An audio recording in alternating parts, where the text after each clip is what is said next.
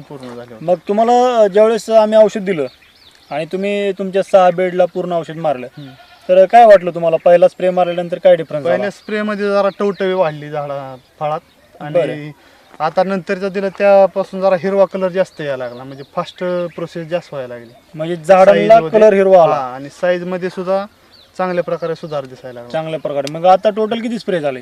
आता 3 स्प्रे झालेत सगळे पूर्ण 3 स्प्रे झाले. हा. किती दिवसाच्या अंतराने घेतले 3 स्प्रे? एक 12-13 दिवसाच्या अंतरावर घेतलेत, 15 दिवस.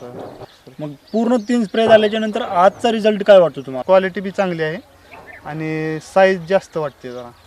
म्हणजे फळांची साईज मोठी फळांची आहे, साईज आणि लांबी पण चांगल्या प्रकारे लांबी पण चांगली आहे.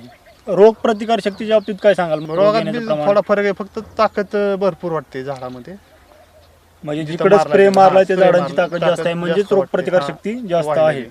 आणि जिकडे स्प्रे मारला नाही त्याची रोग प्रतिकार शक्ती कमी आहे. कमी आहे.